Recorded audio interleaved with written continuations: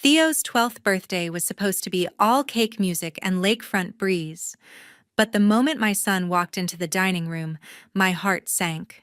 I'm Jillian Harper, 40, and I've devoted everything to raising Theo and running our family's restaurant. That night, his birthday glowed with candles and chatter until he stepped forward, a bruise darkening beneath his eye. My stomach knotted. Who had done this? My sister's son, a lanky 15-year-old, leaned back in his chair, smirking. I just taught him a lesson my parents say I'm never wrong anyway. Uneasy laughter rippled around the table.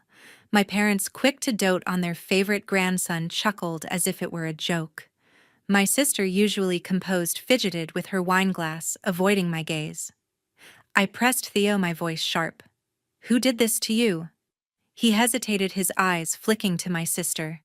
Then softly he said, Why did you let him? The room froze. My sister's glass slipped from her hand, shattering on the floor. Her face drained of color, lips parting as if to speak, but no words came. The air grew heavy, every guest frozen eyes darting between us. A chill ran through me, not from the lake breeze but from the weight of Theo's words. What did my sister know? Why was she so shaken? I didn't have answers yet, but this wasn't just a bruise. It was a fracture in our family I would have to confront. Have you ever uncovered a family secret that changed everything? Share your story in the comments. Where did it happen? And how did you discover the truth? Let's unravel the trust that binds us.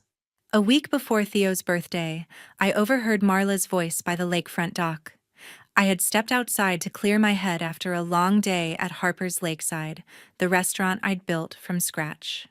The night was quiet, the water gently lapping against the dock, but my sister's sharp tone sliced through the stillness. She was on the phone, pacing near the boat shed, unaware I was standing in the shadows. Dad's giving Theo everything, she snapped. Maybe it's time he learns what responsibility feels like. Her words hit me like a slap.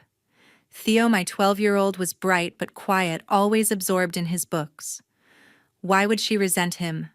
I froze, clutching my jacket tighter. Marla's voice turned colder. If he's the favorite, someone needs to show him it's not that easy. Her husband, Eric, was on the other end. I could tell from her softer replies, the tones reserved just for him. You're right, she said.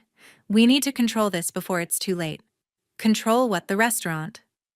My parents had always favored Marla, their eldest, the one who managed our second location with a winning smile. But Theo, he was just a child, not yet old enough to grasp the family business. I leaned closer, my breath catching.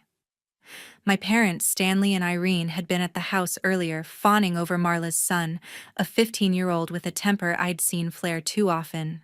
They called him spirited, brushing off his outbursts as charming. Theo, meanwhile, was too quiet. They said, their voices heavy with disappointment. It stung, but I'd learned to let it go. Or so I thought. Marla's words now felt like a warning, something darker than sibling rivalry. Was she planning to undermine Theo's future? The restaurant was my legacy, meant for him when he was ready. Did she want it for her son instead? I stepped back, my shoes crunching on the gravel. Marla paused, glancing around but not seeing me. She lowered her voice. Yet I caught one last phrase. Eric just makes sure he knows his place. My pulse quickened.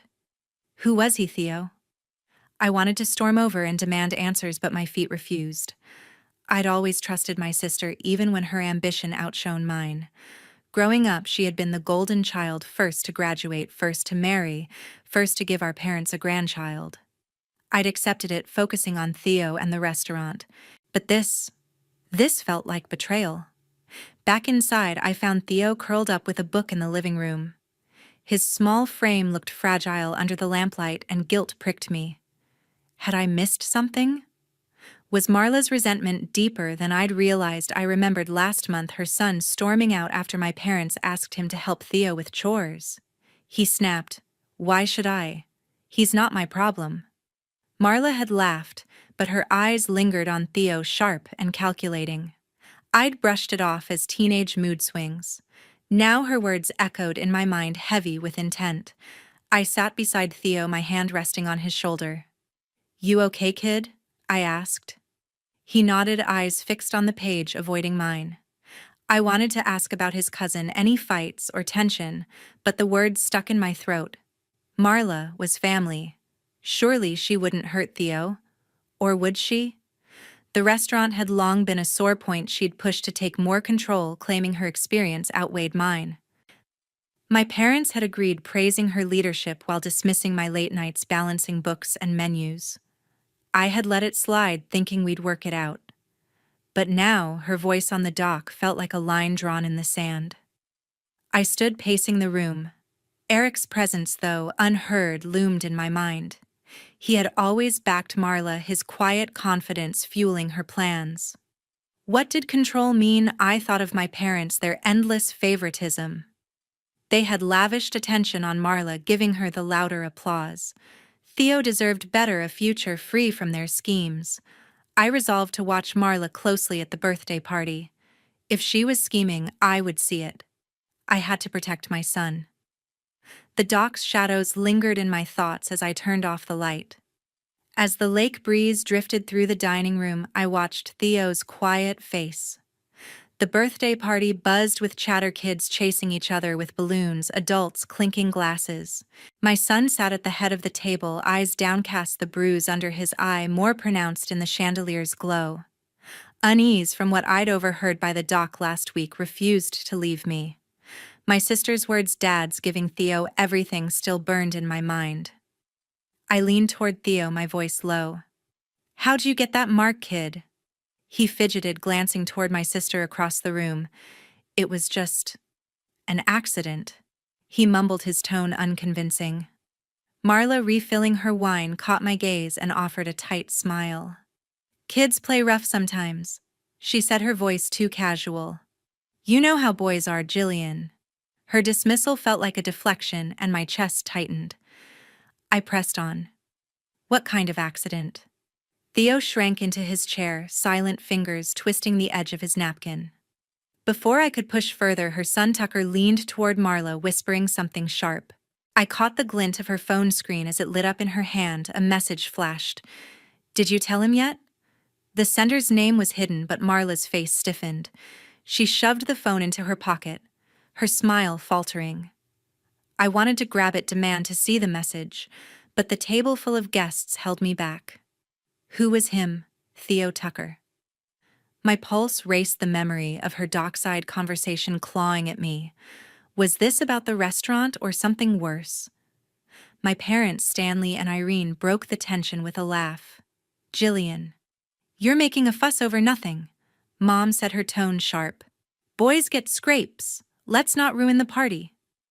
Dad nodded, eyes on Marla warm with approval. Their favoritism stung, as always. They had always seen her as the capable one, while I was the sentimental sister, too soft to handle the family business alone. I bit my lip, holding back a retort. The guests, neighbors, restaurant staff.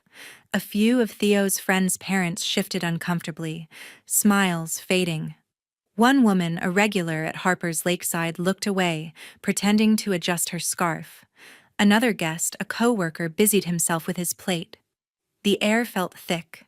Their avoidance spoke louder than words. I stood, gesturing for Theo to cut the cake, hoping to move past the moment. But my eyes remained on Marla. She laughed too loudly, tossing her hair, but her hands trembled as she passed out plates. Tucker slouched beside her, his smirk gone, replaced by a scowl. He avoided Theo's gaze, fingers drumming on the table. Nervous, guilty. The message, "Did you tell him yet?" spun in my mind. What was Marla hiding? Her husband. Eric sat quietly at the far end, face unreadable, eyes flicking between wife and son. Did he know too? I forced a smile, clapping as Theo blew out his candles. The room cheered, but the sound felt hollow. I caught a neighbor whispering to her husband, heads tilted toward Marla. They had sensed it too, the shift, the unspoken tension. I wanted to confront my sister, then drag her aside, demand answers. But Theo's small smile as he sliced the cake stopped me. This was his day, and I wouldn't let it crumble. Still her dockside words, her son's smug lesson comment, and now this cryptic message gnawed at me. As the party wound down, guests drifted toward the door, their goodbyes quick and awkward. Marla stayed by the cake, fussing over leftovers, avoiding my eyes. My parents lingered, praising her for helping with decorations as if I hadn't spent weeks planning this. Their bias was clear, but I didn't care. Theo's bruise wasn't just a scrape, and Marla's reaction wasn't mere nerves. I needed to know what she was hiding. I'd seen how Tucker whispered to her, how her phone lit up with that message. It wasn't random. I pulled Theo aside, brushing his hair back to inspect the bruise again. "You sure you're okay?" I asked softer this time. He nodded, eyes on the floor. I hugged him close, my resolve hardening. Whatever Marla and her son were hiding, I would find out. The party might be over, but this was just the beginning. The dining room lights flickered as the last guest left. After the guests left, the lake's reflection danced on the living room walls. The house felt too quiet, the echoes of Theo's birthday party fading into the night. I stood by the fireplace, hands clenched, eyes fixed on my sister. Marla lounged on the couch, swirling a glass of wine, her casual air infuriating. I couldn't let this go, not after Theo's bruise, her flimsy accident excuse, and that cryptic message on her phone. "Marla," I said, voice steady but sharp. "We need to talk about Theo, now." She raised an eyebrow, her smile thin. "What's there to talk about?" "He's fine, Jillian. Kids get hurt playing." Her dismissal fueled my anger. I stepped closer, lowering my voice. "That mark on his face isn't from playing. What do you know about it?" Her eyes flicked away, and for a moment I saw a crack in her composure. Before she could answer, my friend Connie, who had stayed to help clean up, hesitated at the doorway. She clutched a stack of plates, face tense. "Jillian, I heard something last week," she said softly. "By the backyard near the dock. Theo was crying. I thought I heard your nephew's voice, but when I looked, they were gone." My stomach churned. Connie's words weren't proof, but they were enough to make my blood run cold. Crying, I pressed, turning to Marla. "What was Tucker doing to him?" My sister's face hardened. "Don't jump to conclusions," she snapped. "Your son probably provoked him. Tucker's just a teenager, you know how they get." Her words stung, blaming Theo as if he had asked for it. I wanted to shout, but my parents, Stanley and Irene, stepped in from the kitchen, expressions stern. "Jillian, enough," Dad said, low but commanding. "You're blowing this out of proportion. We don't need family drama splashed around Madison." Mom nodded, arms crossed. "Marla's right. Boys fight, it's normal. Let's not make a spectacle." Their words hit like betrayal. They'd always favored Marla, her charm, her confidence, her son. Theo was too quiet, too sensitive in their eyes. I'd swallowed their bias for years, but now it felt like a wall between us. "This isn't about drama," I said, voice rising. "This is about my son. He's hurt, and Marla knows more than she's saying." Marla stood, setting her glass down with a clink. "You're paranoid," she said, tone icy. "I didn't see anything. Tucker and Theo were just messing around last week. You're turning this into something it's not." Her denial felt rehearsed. I remembered her phone lighting up during the party. That message, "Did you tell him yet?" I wanted to demand her phone, but Connie's nervous glance stopped me. She looked torn, loyalty to me warring with fear of causing a scene. "I didn't see it clearly," Connie added, voice barely above a whisper. "But the crying, it didn't sound like a game."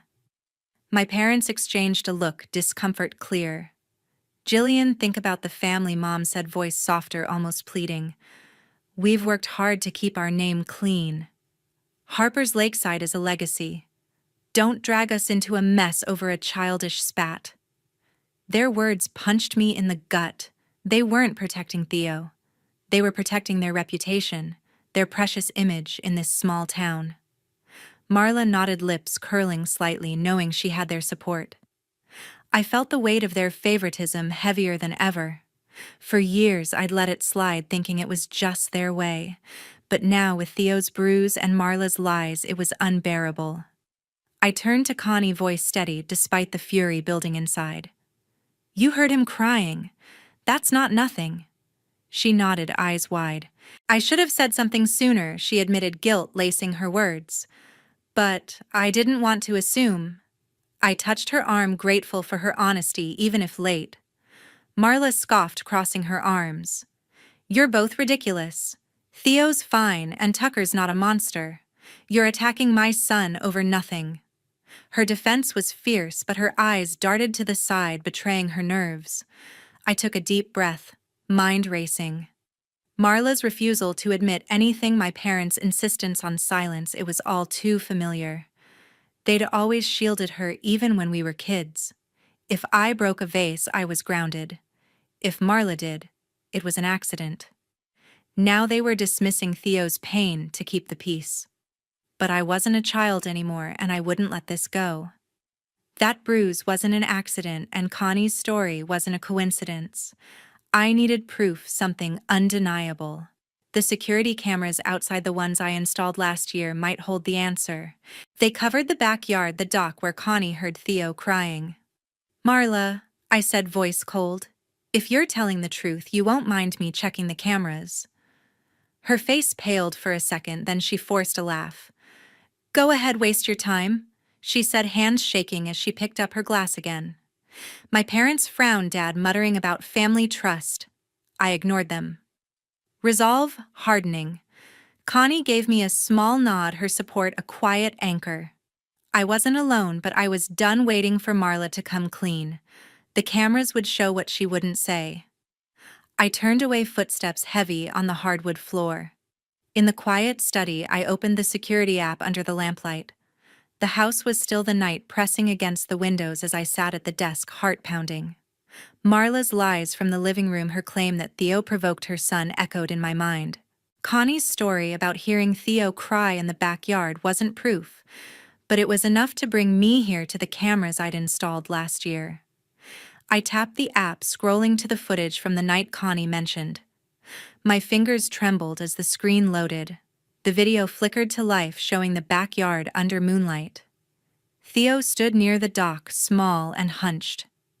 Tucker, taller and broader, loomed over him. I held my breath as he shoved Theo hard, sending him sprawling onto the grass. My stomach twisted.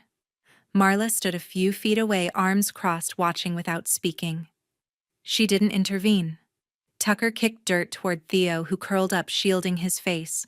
The bruise under his eye, it came from that fall. Tears blurred my vision, but I couldn't look away. Marla just stood there, expression cold, almost satisfied.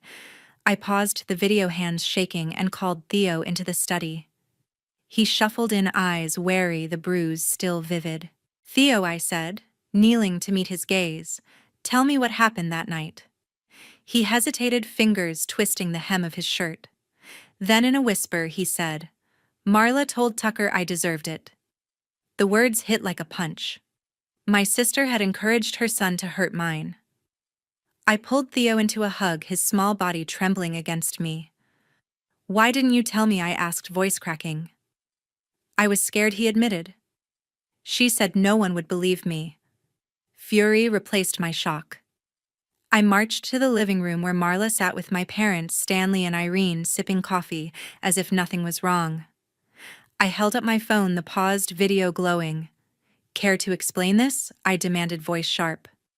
Marla's cup froze halfway to her lips. She glanced at the screen, face paling as she saw herself standing by while Tucker pushed Theo. "It's not what it looks like," she stammered. "I thought he was just playing rough." "Boys do that, Jillian." "Playing rough," I snapped, stepping closer. "You stood there and let your son hurt mine. You told him Theo deserved it." My parents gasped, eyes darting to Marla. Mom's hand flew to her chest. "Jillian, calm down," she said, voice shaky. "We can't have this getting out. Think of the family, the restaurant." Dad nodded, face grim. "This stays between us," he added. "No need to air dirty laundry in Madison." Their panic only fueled my anger. They weren't worried about Theo. They were worried about their reputation the same way they'd always shielded Marla. Marla stood hands raised defensively. "I didn't mean for it to go that far," she said, voice thin. I was frustrated. "Okay, Theo's always been the favorite, getting everything handed to him. I told Tucker to teach him a lesson, but I didn't think he'd actually hurt him." Her excuse was flimsy eyes avoiding mine. I wanted to believe she hadn't meant harm, but the video didn't lie. She had stood by complicit while my son suffered. Theo's words, "Marla told Tucker I deserved it," burned in my chest. This wasn't a mistake. This was betrayal. I turned to my parents, voice cold. "You've always taken her side," I said. "Even now you're more worried about gossip than Theo's pain." Mom's eyes widened, but she didn't argue. Dad shifted uncomfortably, muttering, "We just want what's best for everyone." But I saw through them. They'd spent years lifting Marla up, dismissing Theo as too quiet, too weak. I'd let it slide, thinking family meant compromise. But not anymore. Theo deserved better than their excuses, better than Marla's cruelty. I looked at my sister's face, a mask of guilt and defiance. "You crossed a line," I said, voice steady, despite the storm inside. "I trusted you, and you hurt my son." She opened her mouth to protest, but I cut her off. "Don't." I saw the video. I heard Theo. Connie, lingering by the doorway, gave me a small nod, a quiet support. I turned to Theo, standing behind me, eyes fixed on the floor. "You don't have to be scared anymore," I told him, hand on his shoulder. He nodded, a flicker of relief crossing his face. My parents tried again, voices overlapping. "Jillian, don't do anything rash," Mom pleaded. "We can handle this privately." But I was done listening. Marla's betrayal wasn't just a family spat, it was deliberate, cruel. I wouldn't forgive her, not for this. The cameras had shown me the truth, and Theo's words had sealed it. I needed to protect my son no matter the cost. I'd deal with Marla and my parents tomorrow, but tonight I'd start by making sure Theo felt safe. I led Theo out of the room, my resolve unyielding. By morning, the lake's mist hung low as I faced Marla in the dining room. The house was silent. The remnants of Theo's birthday party cleared away, but the weight of last night's discovery pressed heavily on me. The video of Tucker pushing my son, Marla standing by, and Theo's words, "Marla told Tucker I deserved it," had shattered any trust I had left. I had barely slept, my mind torn between fury and doubt. Could I really risk tearing my family apart over this? I needed clarity, so I had called Connie to meet me early. My friend arrived, her face etched with concern. We sat at the kitchen counter, coffee steaming between us. "You saw the video," Connie said softly. "What are you going to do?" I gripped my mug knuckles white. "I can't let this go," I said. Marla didn't just stand there. She encouraged it. "Theo's scared, Connie. I'm his mother. I have to protect him." She nodded, her eyes steady. "You're right. But this will change everything. Your parents, the restaurant, Marla won't take this quietly." Her words stirred the storm inside me. I had built Harper's Lakeside for Theo, for his future. Marla had always wanted more control, but after what she had done, she didn't deserve a say. I paced the room, thoughts racing. Part of me wanted to forgive, to keep the family intact for Theo's sake. Marla and I had grown up close, sharing secrets by the lake, but those memories felt hollow now, tainted by her betrayal. Theo's fear, his quiet confession, outweighed any nostalgia. I stopped pacing, my resolve hardening. "I'm giving the restaurant to Theo when he's older," I said firmly. "Marla's done managing it. She's out." Connie's eyes widened, but she nodded. "It's your call," she said. "Just be ready for the fallout." Marla walked in, then her husband Eric trailing behind, his face unreadable. My parents, Stanley and Irene, followed, expressions tense. I didn't wait for pleasantries. "Marla," I said coldly, "you're no longer managing Harper's Lakeside. It's Theo's legacy, not yours." Her jaw dropped, eyes flashing with anger. "You can't do that," she snapped. I've poured years into that place. I held her gaze. You poured venom into my son. I saw the video. You let Tucker hurt him. You told him Theo deserved it. Eric stepped forward, voice sharp. Watch it, Jillian. You're crossing a line. We'll sue if you push this. I ignored him and turned to my parents. I'm reporting Tucker's actions to CPS, I said. They need to investigate what happened. Mom gasped, clutching Dad's arm. You'll destroy this family, she said, voice trembling. Think of the scandal, Jillian. The restaurant, our name. Dad nodded grimly. Keep this quiet. We can handle it ourselves. Their words echoed last night's pleas but only fueled my determination. They had always protected Marla, dismissing Theo as weak. I was done with their excuses. Handle it yourselves, I said, voice rising. Like you handled Marla letting her son hurt mine. Theo's not safe with her around and I won't pretend he is. Marla's face twisted, voice low and venomous. You're blowing this out of proportion. It was a mistake, Jillian. Tucker's just a kid. I shook my head, anger steady. A kid you told to hurt my son. You don't get to call that a mistake. Connie stood beside me, a quiet anchor. She's right, Marla, she said softly. Theo deserves better. Eric's eyes narrowed. You're making a big mistake, he said. You'll regret dragging us through this. His threat hung in the air, but I didn't flinch.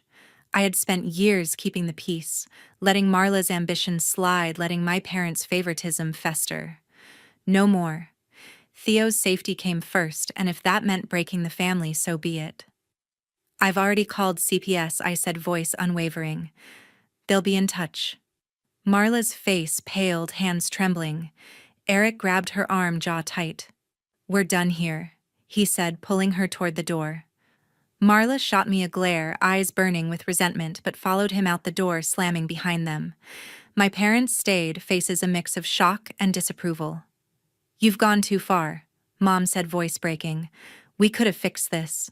Dad shook his head, muttering about the restaurant's reputation. I looked at them, heart heavy but resolute. You chose Marla over Theo, I said. You always have. But I won't. They didn't respond. Their silence spoke louder than any argument. Connie touched my arm gently. You did the right thing, she said. Theo needs you to be strong. I nodded, grateful for her support, but the weight of my decision settled over me. I had cut Marla out, reported her son, and defied my parents. The family I knew was fracturing, but Theo was worth it. I walked to the window, the lake's mist curling over the water. I would call a lawyer next, preparing for whatever Marla and Eric might throw at me. Harper's Lakeside would be Theo's one day, and I would make sure it was his alone. Marla's betrayal had cost her everything, my trust, her role in the business, our bond. I didn't know what CPS would find, but I had done my part to protect my son. The road ahead would be hard, but I was ready. As the sun rose higher, I sat with Theo by the lake, resolve unyielding. The lake was still as Marla's car disappeared down the driveway. The morning air was crisp, mist curling over the water as I stood on the porch watching my sister and her husband fade from sight. The slam of their door still echoed in my mind, along with their threats and my parents' pleas to stay quiet. I had made my choice, reporting Tucker to CPS, cutting Marla out of Harper's Lakeside, but the weight of it lingered. I needed to speak with Theo to make sure he felt safe now. I found my son by the dock, skipping stones across the lake's surface. His small frame seemed lighter, less hunched than it had been at his birthday party. I sat beside him, the wooden planks cool beneath my hands. How are you feeling, kid? I asked softly. Theo tossed another stone, watching it skim the water. Better, he said, eyes meeting mine. I'm not scared of Tucker anymore. His words loosened the knot in my chest. I pulled him close, his head resting against my shoulder. You don't have to be, I said. I'll always protect you. He nodded, a small smile breaking through the first real one I'd seen in weeks. We sat in silence, the gentle ripples of the lake, a calm contrast to the storm we'd weathered. I thought of Marla's betrayal, standing by as Tucker hurt Theo, offering weak excuses. I thought of my parents, Stanley and Irene, placing reputation over my son's well-being. Yet here, with Theo, I felt a spark of hope. He was my family now, the one I would build on trust, not secrets. "This place," I said, gesturing to the lake. "It's yours, Theo. The restaurant, too. It's your future." His eyes widened and he nodded, pride lighting his gaze. Later that day, I drove to Harper's Lakeside with Connie. The restaurant sat just 10 minutes from the house, its familiar sign weathered but proud. I had ordered a new one weeks ago, keeping it a secret until now. As we arrived, workers were already hoisting it into place, Theo's Lakeside kitchen. The bold letters gleamed in the sun, a symbol of a fresh start. Connie squeezed my arm, smiling warmly. "It's perfect," she said. "He's going to love it." I nodded, throat tight. This was more than a name change. It was a promise to Theo, a way to leave Marla's shadow behind. Inside the restaurant buzzed with its usual rhythm, servers weaving between tables, the clink of glasses, the scent of fresh bread. Connie and I sat in the office, papers spread before us. "I need you to help run this place," I told her. "Not just for now, but for Theo, until he's ready." My friend leaned back, thoughtful. "You know I'm in," she said. "I'll teach him everything, how to balance the books, charm the customers, keep the kitchen humming. He'll grow into it." Her confidence steadied me. Connie wasn't family by blood, but she had been there through every step of this mess, a rock, when my parents and sister faltered. We spent hours mapping out the transition. Marla's name was removed from all contracts, her access to accounts revoked. I had hired a lawyer to handle any legal pushback from her and Eric, but I wasn't worried. The security footage, Theo's words, and Connie's account were sufficient to justify my actions. CPS would handle Tucker's case, and I trusted them to do what was right. For now, my focus was Theo, ensuring he felt secure and giving him a future to believe in.